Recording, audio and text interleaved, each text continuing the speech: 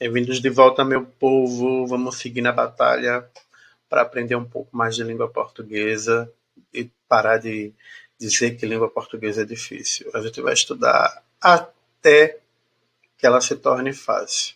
Hoje a gente vai dar uma iniciada em morfologia. Vamos lá.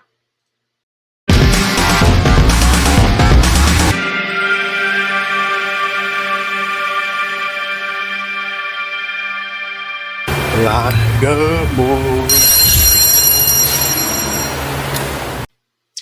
Como eu já falei no vídeo anterior, a morfologia ela vai dar conta de estudar a estrutura e a formação das palavras e como elas se organizam, né?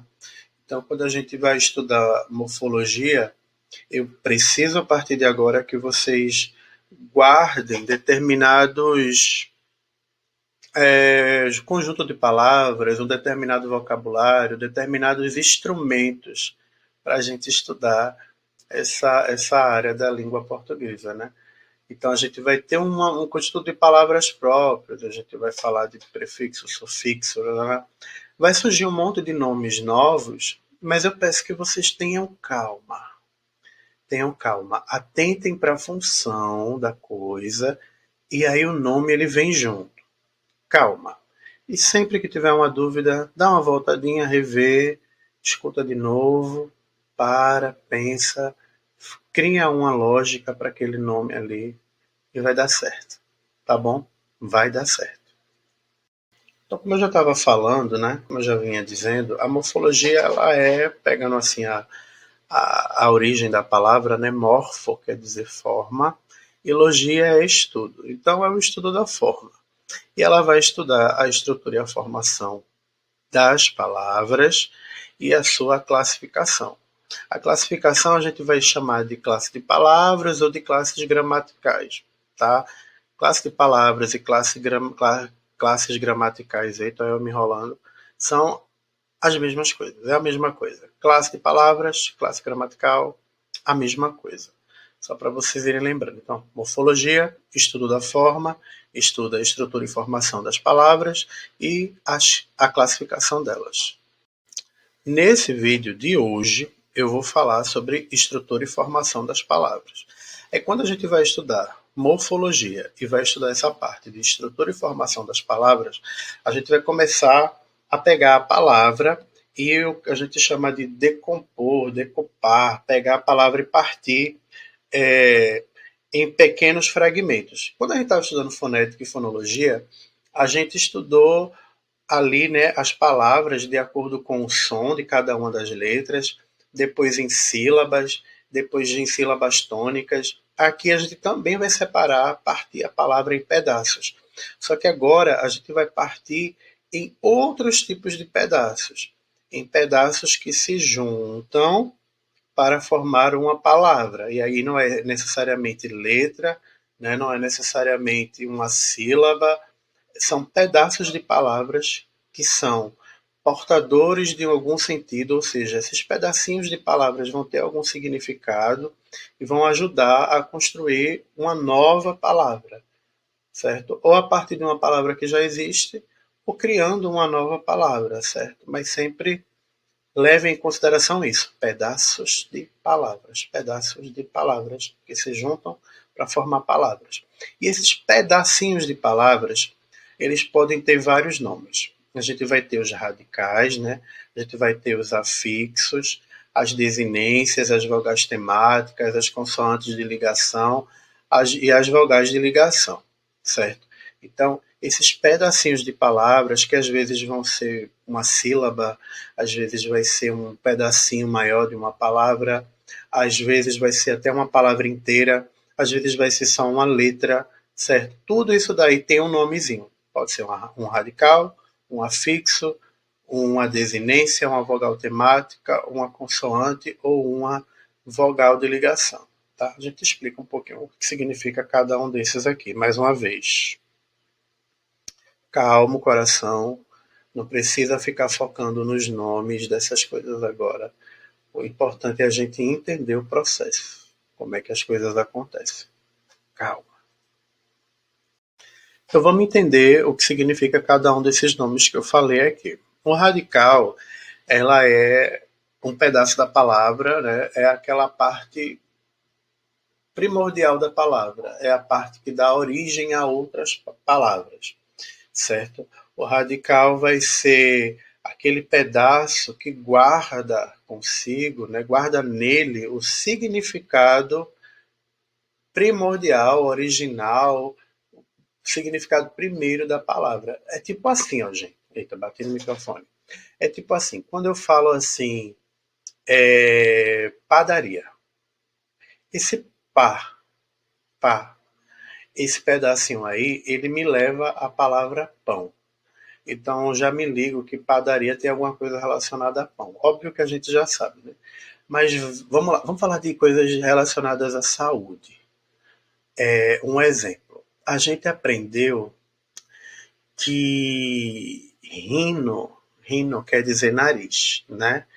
E aí a gente vai estar com rinite. Rinite, a gente pode não saber o que é, mas tem alguma coisa a ver com o nariz, que é rinite. É, vamos pensar em pneu. Pneu tem alguma coisa relacionada a ar, né? E ar é pulmão. Aí a gente sabe assim, pneumonia, pneumotórax, são tudo coisas relacionadas ao pulmão, certo? Então, depois a gente vai vendo isso com mais propriedade, mas vamos lá, fogo. Fogo é a minha palavra original, o meu radical.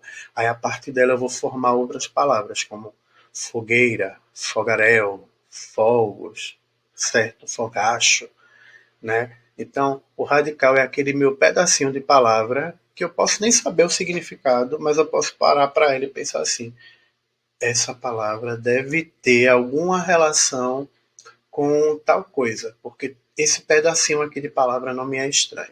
Então, o radical é mais ou menos isso. E aí a gente tem os afixos. Os afixos são outros pedacinhos de palavras que eles vão se unir ao radical. E eles podem aparecer antes ou depois do radical. Quando eles aparecerem antes do radical, eu vou chamar de prefixo. Olha, pré é o que vem antes, tá? Certo? Prefixo vem antes do radical. E sufixo, o que vem depois do radical. Então, afixo é prefixo e sufixo. Prefixo vem antes e sufixo vem depois. A gente vai ter a desinência. A desinência é o pedacinho da palavra que vai me dar algumas informações importantes. Ela vai me dar informações, por exemplo, nas palavras comuns, né, nos nomes que a gente chama. Ele vai me dar informação do gênero, se aquela palavra ela é masculina ou feminina, ou é neutra, vamos dizer assim, né, se ela é masculina ou feminina. Por exemplo, quando eu digo assim, cadeira, né, cadeira, ela é uma palavra feminina. E quem é que me indica isso? É a última letra da palavra, é a desinência A, indica que ela é uma palavra feminina. E isso me ajuda a organizar a minha frase, porque eu não vou dizer o cadeira, eu vou dizer a cadeira, porque eu tenho que concordar, né? Eu tenho que manter uma coerência, né? Na organização da minha frase. Então eu vou dizer a cadeira, eu não vou dizer a cadeira novo, eu vou dizer a cadeira nova, porque tudo tem que concordar e manter o mesmo gênero no feminino. Ou eu posso ter uma desinência de número, que marca que é um ou mais de um, singular ou plural. Eu posso dizer a cadeira, eu posso dizer cadeiras. Então, o acréscimo desse S aí, esse S tem uma desinência, ele é uma desinência de número. Quando eu vejo uma palavra que tem esse S no final, eu já entendo que é mais de um. Porque se eu disser, olha, as cadeiras chegaram. Então, não é uma cadeira só, é mais de uma cadeira, tá? Certo? Então, eu também tenho desinências em palavras verbais, né, em verbos. Eu vou ter desinências de tempo, de modo, e de número e pessoa, que é mais fácil da gente estudar quando a gente estiver estudando verbo propriamente dito, mas repare quando eu digo assim, quebrei. Quando eu digo quebrei, automaticamente você já consegue saber quem quebrou. Você consegue saber a pessoa. Eu quebrei. Agora, se eu disser assim, quebrou, eu já mudei o final da palavra, né? Eu mudei a desinência, essa partezinha final da palavra. Automaticamente deixou de ser eu e passou a ser ele quebrou, tá? E além disso, eu consigo dizer o tempo em que essa ação foi realizada. Porque veja, quebrei e quebrou não está nem no futuro, nem no presente. Está no passado. Então, esse pedacinho da palavra, ele me traz uma informação importante. Quais são essas informações importantes? Se a palavra ela é masculina, feminina, se a palavra ela é um verbo, eu posso dizer o tempo em que o verbo está, passado, presente, futuro. Eu posso dizer se ela é plural ou singular, certo? Então, é um pedacinho importante da palavra, porque ele me dá muitas informações. Eu tenho vogal temática. Vogal temática, ela vai aparecer tanto nas palavras simples, assim, nos nomes, como nos verbos. Porém, a gente está mais acostumado a falar de vogal temática em verbo e eu vou me dedicar mais a falar dela no verbo, né? Então, eu tenho três, é, três vogais temáticas, assim, o A, o E e o I, por exemplo, para classificar os verbos. A gente vai ver isso mais para frente. E eu tenho vogais e consoantes de ligação. E é interessante porque aqui a gente está falando de morfologia, mas vogal e consoante de ligação tem muito a ver com fonética, que é eu acrescentar uma letra ali para facilitar a pronúncia de uma determinada palavra. Então, eu estou criando uma nova palavra e para que ela faça sentido, para que a pronúncia dela seja harmônica, né, fique bonita, eu acrescento uma vogal ou uma consoante ali para ligar, né, o meu radical a esse sufixo que eu estou colocando ali, ou prefixo que eu estou colocando ali, para formar uma palavra mais harmônica. Gente, tudo isso a gente vai ver com exemplos. Não se desespere. O que é, primeiramente, o radical, que é o nosso ponto de partida? O radical, como eu já falei, é aquele pedaço da palavra que vai me indicar a origem dela e o seu significado primordial. Primordial no sentido de inicial, de começo. Olha aí a palavra que eu tenho. Pedra, pedreiro, pedraria. Todas essas palavras têm o mesmo início, têm o mesmo radical, que é o radical pedre. P-E-D-R-E. Aliás, P-E-D-R. Aí eu tenho a palavra pedra, da palavra pedra, tirando esse A, eu crio a palavra pedreiro, acrescentando esse sufixo eiro. Eu crio a palavra pedraria. Então, todas essas palavras elas vão ter o que em comum? O radical pedra, certo? Elas vão ter origem do mesmo radical. Perfeito. Vamos para o próximo. Aí eu tenho agora os afixos. E como eu expliquei, eu tenho dois tipos de afixos, que vêm antes e os que vêm depois do radical. O que vem antes é prefixo, o que vem depois é sufixo. Aqui eu mantive o mesmo radical, o radical pedre. Mas aí eu tenho a palavra pedreiro. Esse eiro, ele veio antes ou depois do meu radical. Ó, pedre, eiro. Então esse eiro veio depois. Se ele veio depois, ele é um sufixo. Aí eu tenho a palavra apedrejar. Ó, pedre está aqui no meio. Mas antes eu tenho o a e depois eu tenho o ejar, certo? Então pedre está aqui no meio. O a e esse ejar que vem depois eu vou considerar um prefixo e um sufixo, certo? Tá dando para entender? Antes prefixo, depois sufixo. Calma que nem sempre tudo que vier depois do radical vai ser um sufixo, tudo, né? Às vezes ali no meio daquele pedaço ali eu vou ter uma vogal de ligação, eu vou ter uma vogal temática, calma, tá? Mas assim, vamos pensar para facilitar a nossa mente aqui que o A é o prefixo, porque veio antes do radical, e o EJA é o sufixo, porque veio depois do radical. Ó, ainda falando de estrutura e formação, a gente tem as desinências. Desinência, como eu já falei, vai indicar Gênero, modo, tempo, tudo isso aí que está aí no quadro. Mas veja, pedreiro termina com O. Esse O é uma desinência de gênero. Que gênero? Gênero masculino. Geralmente, palavras terminadas em O são palavras masculinas. Desinência de número, ó, pedreiros. O S indica que é mais de um, então ele indica que é uma palavra no plural. Então eu tenho mais de um. Ele está indicando o número. Ele não está me dizendo exatamente quantos, mas ele já está me dizendo que é mais de um. Eu tenho também a desinência de tempo. Olha, comeu. Comeu está no tempo pretérito, no tempo passado. Então, é uma ação que já aconteceu. E também indica modo. O modo é uma coisa muito própria dos verbos, né? Nesse caso aqui, eu tenho a palavra coma, que é o modo imperativo. Ele está me dando uma ordem, um pedido, está me mandando fazer alguma coisa. Coma. E aí eu coloquei ali um destaque em pessoa, porque geralmente quando a gente vai estudar verbo, a gente vai dizer a desinência de número pessoa. Porque quando eu disser assim, olha, falaram, falaram, eu já, ao mesmo tempo que eu indico a pessoa, eu também indico o número, porque eu já sei que falaram não é uma pessoa só, senão eu teria dito falou. Então, falaram é mais de uma pessoa, então eu já digo o número, né?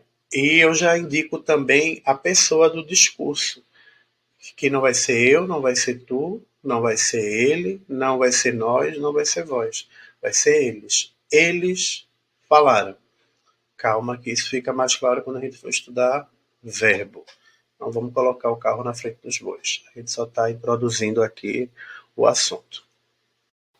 Como eu falei, vogal temática, a gente vai encontrar vogal temática tanto em verbos como em palavras comuns, mas geralmente a gente vai ver vogal temática mais relacionadas a verbo, certo? E a gente tem três vogais temáticas na língua portuguesa, assim, diretamente. O AR, o ER e o IR. Quando a gente tiver um verbo no modo infinitivo dele, né, que é esse modo assim que termina em AR, e que termina em R no final, a gente vai olhar para a letra que vem antes. Se for um A, terminar em AR, como o verbo cantar, a gente vai dizer que ele é da primeira conjugação. Se ele terminar em ER, a gente vai dizer que ele é da segunda conjugação. Se ele terminar em IR, a gente vai dizer que ele é da terceira conjugação. Pelo amor de Deus, para que aprender isso? Vocês estão se perguntando. Vocês lembram quando a gente era menorzinho, a gente fazia muito atividade de conjugar verbo. Eu amo, tu amas, ele ama, nós amamos, nós amamos. Lembram disso? Eu comerei, tu comerás, nós comeremos. Ao invés da gente se desgastar fazendo isso, quando a gente aprende a qual conjugação o verbo pertence, a gente precisa só aprender a conjugar um verbo daquela conjugação e aí automaticamente a gente já aprende e entende como os outros funcionam. Porque, por exemplo, ó, cantar e amar vão conjugar do mesmo jeito. Repare, eu amo, eu canto. Ó, nós amamos, nós cantamos. Então eu não preciso conjugar todos os verbos terminados em AR para saber, né, como é que eles formam, como é que eles se comportam. Basta eu entender um, que eu vou acabar entendendo todos. Rara, salvo algumas raríssimas exceções. A mesma coisa com ER, a mesma coisa com IR. Vamos lá, aqui eu tenho o verbo comer. Comer e beber vão se comportar do mesmo jeito. Ó. Eu como, tu comes. Eu bebo, tu bebes. Tá? Então, igual, né? Então, terminou em ER, vai seguir a mesma estrutura. E em IR também, salvo algumas exceções, tá? Porque toda regra tem a sua exceção. Já nas vogais temáticas nominais, nominais é tudo que não é verbo, tá, gente? Vamos dizer assim, substantivo, adjetivo, essas coisas. Quando terminar, a gente vai ter terminadas em A, O e E. A gente não vai aprofundar isso aqui, porque não é um negócio que se cobra muito em provas, em coisas aí no mundo afora, tá? Então vamos focar mais nos verbos quando chegar o momento. Não se desesperem, porque não é agora. E aí a gente tem as estruturas de ligação, vogais e consoantes. Veja aí os exemplos que eu coloquei. Coloquei uma palavra que é criada a partir da palavra do radical mar e do sufixo zia, certo? E aí, né, eu fosse juntar só essas palavras, só colocar a palavra mar e o sufixo zia, ia ficar Márcia, Márcia. Para isso não acontecer, eu coloco uma vogal ali no meio para ligar essas duas partes e dar um som mais redondinho, mais bonitinho. Então eu vou criar a palavra marisia, certo? Marisia. Então esse é aí, ele é um critério muito mais do som fonético, até estético, né, para deixar mais bonito do que fonológico. Ele não tem, vamos dizer assim, um significado. Esse é aí não tem um significado, ele não tem um porquê de sentido. Ele está aí para completar o som, para deixar o som mais harmônico, vamos dizer assim. Então, por isso que eu digo que é um critério muito mais da fonética, né, da fonologia, da parte de estudo do som, do que de sentido em si.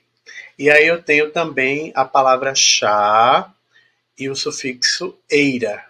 Se eu fosse só juntar, eu teria chaeira. Mas, tá vendo?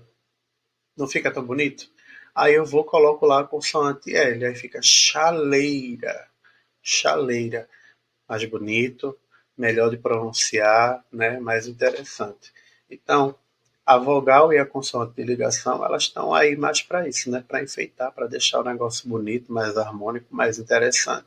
Óbvio que tem algumas coisas aí por trás, a escolha ela não é aleatória, mas não é o nosso caso aqui pensar nisso agora. Dito isso, para a gente começar a caminhar para o encerramento, hoje, no final desse vídeo, as coisas mais importantes que eu preciso que vocês saibam é o que é um radical, que é essa palavra, vamos dizer assim, que é a palavra que ajuda a dar origem a outras palavras. O que é um prefixo, que é um pedacinho de palavra que eu coloco antes do radical e crio uma nova palavra. O que é um sufixo, que é um pedacinho de palavra que eu coloco depois do radical para criar uma nova palavra, assim como eu tenho na palavra infeliz. Infeliz, eu tenho o radical feliz. Esse in vai ser um prefixo, tá? Aí eu crio uma nova palavra, infeliz. Eu tenho felizmente, feliz novamente, meu radical, e o mente é o meu sufixo. E eu também tenho a palavra infelizmente. Quando eu tenho essa palavra infelizmente, certo? Eu tenho uma palavra formada por um prefixo e um sufixo. Chegando nesse momento, você já começa a entender como é que as palavras elas são criadas na língua portuguesa. Eu vou criando as palavras por vários processos, né? Eu posso colocar um pedaço de palavra antes, um pedaço de palavra depois, colocar antes e depois ao mesmo tempo, certo? Mas todas elas vão partir de um ponto de partida que é o radical, tá bom? Então, se familiarizem com esse termo. Além disso, eu também preciso que vocês saibam que eu tenho as desinências. E as desinências, elas são importantes na hora que a gente vai escrever, né, para fazer uma boa concordância, né?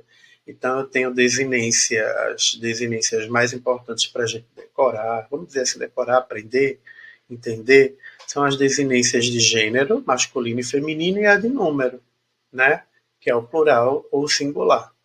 Então, para que isso? Para eu escrever de forma coerente e dizer assim, olha, para eu dizer as meninas chegaram e não dizer a menina chegou, certo?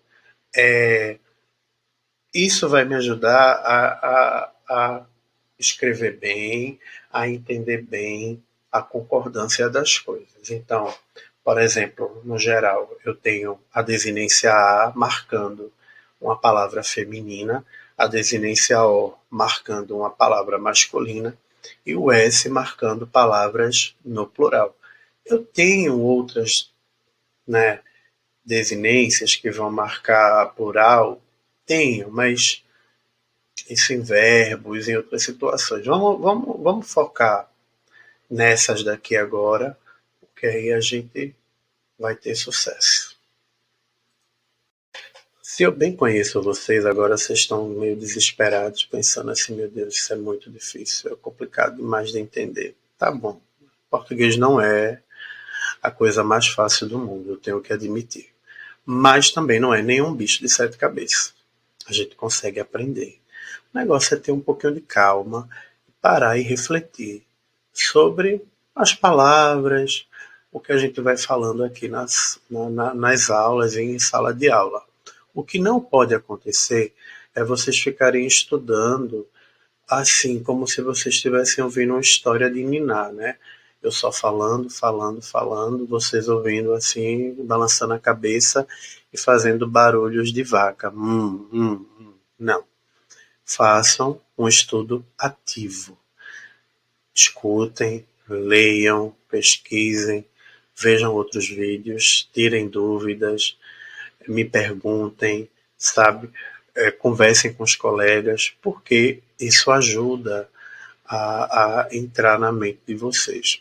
Eu gosto quando os alunos chegam para mim e dizem assim, depois que o senhor falou tal coisa, agora eu fico lendo e pensando nisso daí. Eu digo, ótimo, está quase chegando lá. O melhor é quando os alunos acordam de madrugada tendo pesadelos comigo, né? Às 3 da manhã, olha para o lado assim e tô eu do lado da cama, falando assim, oxítona, paroxítona e proparoxítona. Ditongo, tritongo, hiato, prefixo, sufixo, radical. Quando chegar nesse ponto é porque vocês estão chegando perto do nirvana do aprendizado. Gente, brincadeiras à parte. Até o próximo vídeo.